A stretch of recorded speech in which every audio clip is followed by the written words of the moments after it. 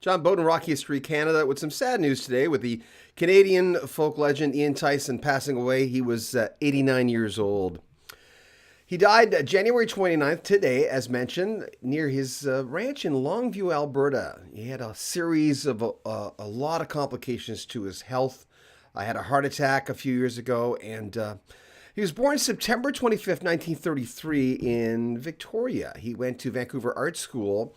Tyson hitchhiked to Toronto and was kind of swept away by the folk scene. Even before Gordon Lightfoot, he was there, but he had made a name for himself. And Joni Mitchell was there, Neil Young. It was a hot scene, and they knew it.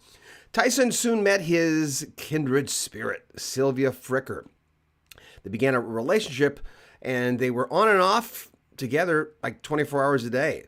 They went to New York and got a manager, and things started really taking off for them, but not till their second album. Their first one did well, but their second one was the thing that kind of glued everything together. Four Strong Winds in 1962, of course, with the title song that everyone knows.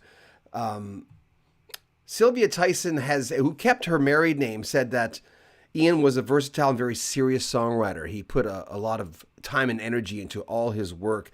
She told the Canadian press today when she was reacting to his death. Let me just get some pictures. Yeah.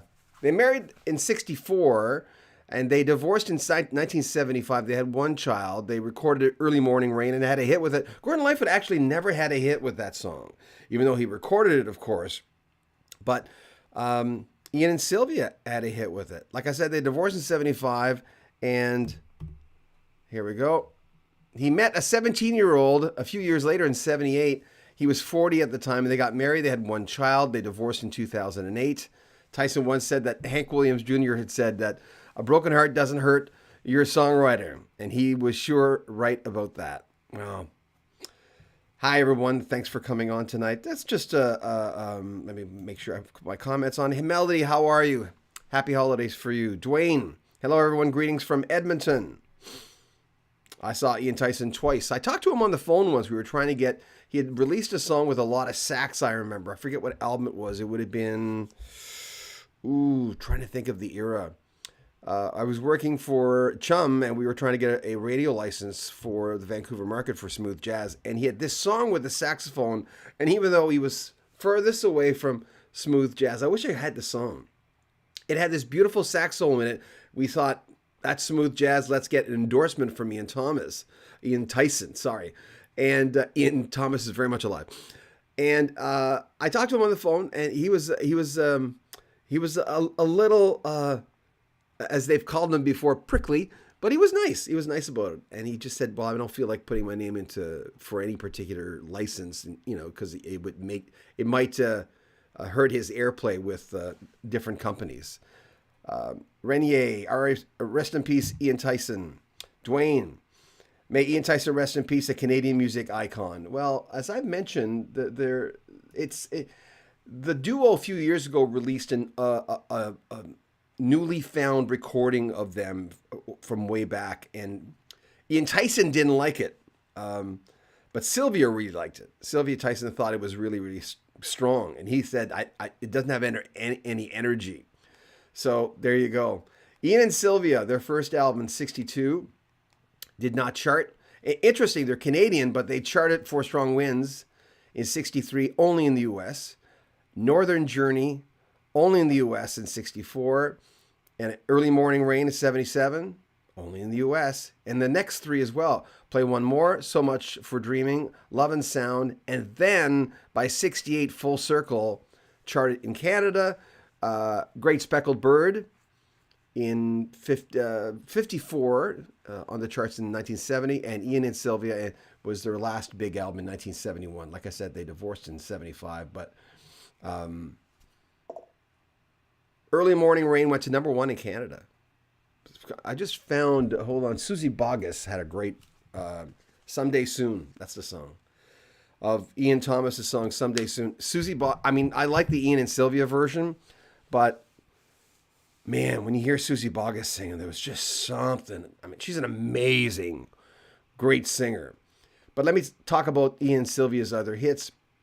Love and Sound did not chart, but it was a single. Creators of Rain charted in Canada more often than not. Number 22 in Canada in 71. And their last big hit, and it was a big hit, You Were On My Mind in 72.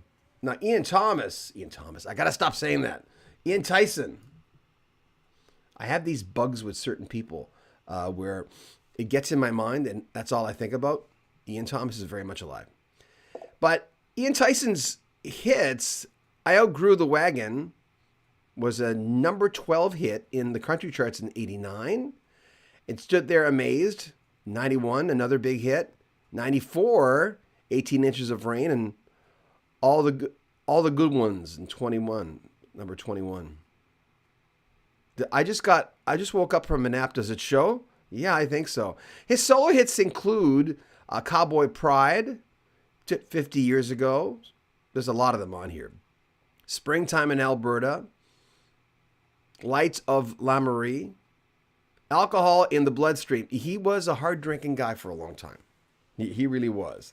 And he was a player. He was seeing someone at the end of his relationship with Sylvia, and he was honest about a lot of stuff in his book. He talked about, the sort of mistakes he made when he was young. Dwayne says Festival Express was a great musical venture. Dwayne says Judy Collins did a great version of Someday Soon. Yeah. Dwayne also said Ian Thomas did Painted Ladies and Hold On. No, I know the difference. It's not that I don't. We've got interviews with Ian Thomas in our vaults, but I get these bugs in my brain sometimes where I go to say something, and I'll always say a different name, and I don't know why that is, and I don't mean disrespect to Ian Tyson at all. He had a great career, but may he rest in peace. I wasn't sure if we were going to get on here live on the Canadian channel because we've had some problems with the Canadian channel for whatever reason with YouTube, but somehow it still works, which is really, really great news because I love doing live feeds. Hi, everyone. Thanks for coming on, and may he rest in peace. It's John Beaudin. This is Rock History Canada. Remember, subscribe to our channel if you haven't. We're always covering Canadian music. Take care of yourself.